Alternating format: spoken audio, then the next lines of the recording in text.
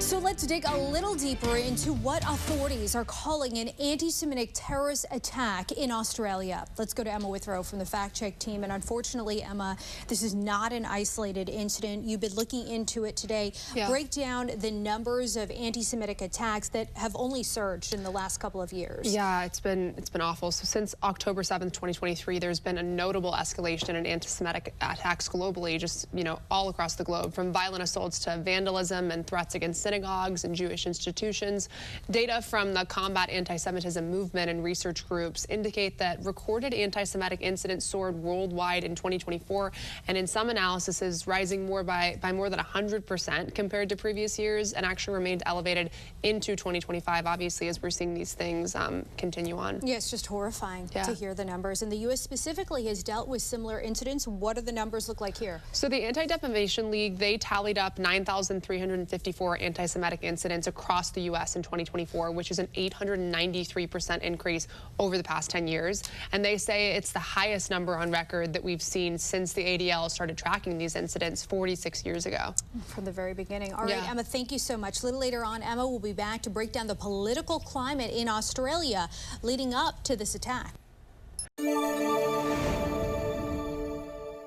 I'm national correspondent Kayla Gaskins in Washington. A deadly mass shooting at Australia's Bondi Beach, bringing anti-Semitism concerns back into focus worldwide.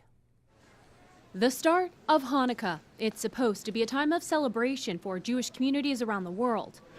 But tragedy darkened this 8-day festival of lights when 2 gunmen opened fire at a Hanukkah celebration in Australia's Bondi Beach, killing at least 15. An act of anti-Semitism, an act of terrorism on our shores. Israeli Prime Minister Benjamin Netanyahu says Australia's decision in September to recognize Palestine as a state rewarded not only the terrorism of the October 7th attacks, but also anti-Semitic sentiment cheered by some of the protesters, including this crowd in Sydney, which some heard as "gas the Jews," but others insisted they said, "Where's the Jews?" Jewish leaders say both possible versions of the chant outside the Sydney Opera House are highly problematic. Your government did nothing to stop the spread of anti-Semitism in Australia. You let the disease spread, and the result is the horrific attacks on Jews we saw today. It's a charge Australia's leader strongly rejects. Do you accept any link between that recognition and the massacre in Bondi? No, I don't. And overwhelmingly, most of the world recognises a two-state solution as being the way forward. The Bondi Beach attack is the latest and deadliest in a string of anti-Semitic attacks worldwide. In the UK, a terrorist attacked a synagogue on Yom Kippur. In the U.S., 2 Israeli embassy staffers were shot and killed in Washington, D.C. this past May. In June, a man threw Molotov cocktails at a group of Jewish demonstrators in Boulder, Colorado. And during Passover, the governor's mansion in Pennsylvania was set on fire. Governor Josh Shapiro is Jewish. The latest hate crime report from the FBI released in August shows anti-Jewish hate crimes in the U.S. are at the highest level since the FBI began tracking that data back in 1990. In Washington, I'm Kayla Gaskins. At least 15 people are dead, including a child, after a mass shooting at Bondi Beach in Australia this weekend. Police say roughly 1,000 people were gathering for an event celebrating the Jewish holiday of Hanukkah when the attack took place. More than 24 people, including 2 police officers, have been hospitalized.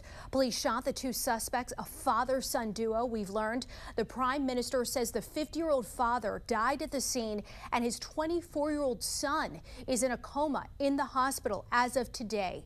The deadly attack follows a sharp rise in the anti-Semitic attacks in Australia over the last 2 years. In 2023, look here, nearly 500 anti-Semitic incidents reported in the country. That number exploding to more than 2,000 incidents in 2024, resulting in a 300% increase.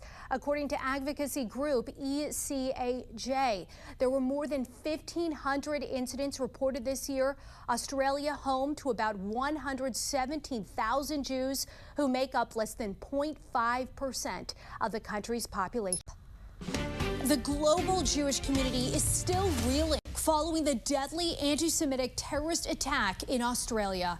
Let's go to Emma Withrow from the Fact Check team. And as you know, Israeli officials were quick to cast the blame on the Australian government. Right. After looking into this, explain the reasoning behind these accusations. So it seems like it mostly stems from the fact that Australia officially recognized the state of Palestine.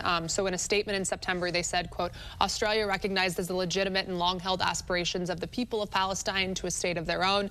And this was part of a coordinated international effort to build new momentum for that two-state solution that we've talked about a lot in the past. But Israeli Prime Minister Benjamin Netanyahu read a letter that he sent to the Australian Prime Minister saying in part, quote, your call for a Palestinian state pours fuel on the anti-Semitic fire. It rewards Hamas terrorists. But then Australia's Prime Minister, he rejected that assertion when asked about it in an interview recently. So there's both sides of that. Something that is for certain is that this is not an isolated incident. Tell us about the history of anti-Semitic attacks in Australia. Yeah, Australia, obviously, this isn't just the first anti-Semitic incident they've had. It's been kind of a steady 2-year escalation. So according to the Jerusalem Post, what started after the October 2023 Hamas attacks as kind of graffiti and threats against Jewish schools and businesses in Australia grew into arson attacks, terror investigations, and government crackdowns. So that rising pattern ultimately led to this deadly Hanukkah shooting at Bondi Beach, which is the worst anti-Semitic attack that we've seen in Australia's history, actually. Just horrible. Just horrible. It's been a horrible week. Emma, thank you so much. And for more on this Fact Check Team topic, including links to Emma's sources,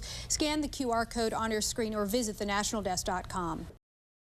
It's being described as an act of pure evil. Bondi Beach, a place associated with joy and celebration, forever tarnished. This was an attack deliberately targeted at the Jewish community on the first day of Hanukkah. The mass shooting in Sydney, Australia during a Hanukkah celebration sending shockwaves around the country and the world. That was such a horrible attack. That was a purely anti-Semitic attack.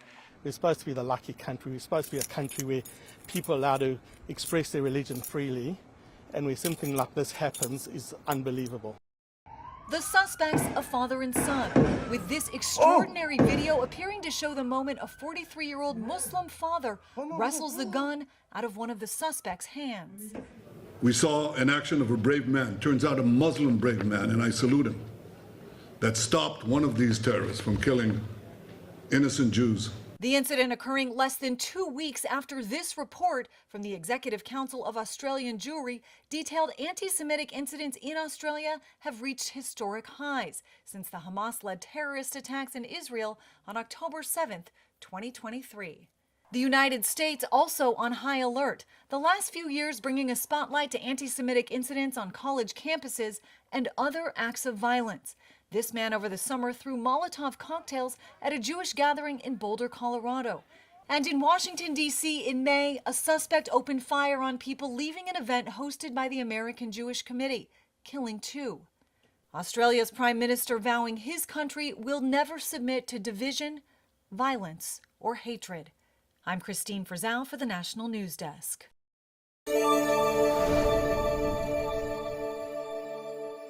I'm Christine Frizzell in Washington. Tonight, the FBI remains on high alert after disrupting an alleged terror plot set to take place on New Year's Eve. It comes at the end of a year that started with a deadly New Year's Day attack, followed by many more, both here in the United States and around the world. In a year that began with a man driving his truck into a crowd of people in New Orleans on New Year's Day, killing 14, a stunning announcement from the FBI. 4 suspects arrested while reportedly conducting practice drills ahead of planned attacks in Los Angeles on New Year's Eve. These bombs were to blow up at the same time on midnight this New Year's Eve. The 4 subjects are members of a radical faction of the Turtle Island Liberation Front, TILF. The Turtle Island Liberation Front, according to the FBI, is a violent, homegrown anti-government group with additional plans to attack New Orleans and Immigration and Customs Enforcement agents. These photos of their materials shared by the FBI. They had bomb-making wherewithal. They were test-firing bombs in the desert. And if they pulled this off, 5 bombs going off in crowded stores and locations in L.A. Under the cover of the noise of New Year's Eve fireworks. This could have been devastating. Another alleged plot, foiled by the FBI, set to be carried out on Halloween weekend near Detroit, as several other instances of terrorism centered around holidays have unfortunately been successful. This attack on Yom Kippur in Manchester, UK, and of course, the weekend attack at Australia's Bondi Beach. You simply cannot harden every school, every synagogue, every Christmas party, every holiday market. The father and son suspects allegedly had a handmade ISIS flag found in their car.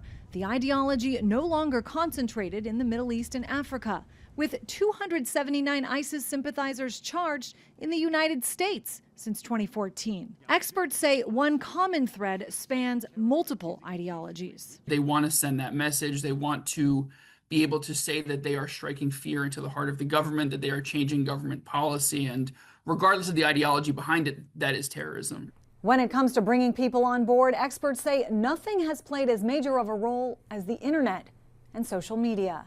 I'm Christine Frizzau reporting. The anti-Semitic terrorist attack at Australia's Bondi Beach, where 15 people were killed and dozens more injured, was ISIS-inspired. That's according to the country's prime minister. According to ABC News tonight, the alleged father and son gunmen allegedly shouted an Arabic phrase meaning God is greater as they carried out that massacre. One of the suspects' cars also contained ISIS flags. Investigators are now piecing together their movements. Now, the pair traveled to the Philippines just weeks leading up to that attack, an area home to several Islamist insurgent groups. Brand new video here also shows the moments an elderly couple tried to tackle one of those shooters. They were the first to confront him before being shot and killed. They're being hailed as heroes tonight who likely saved many lives. Friends and family starting this GoFundMe, writing, quote, "This act of bravery and selflessness reflects exactly who they were, people who instinctively chose to help, even at great personal risk." Sydney continues to mourn the lives lost tonight with a growing floral memorial by the beach pavilion. Funerals are expected to get underway soon.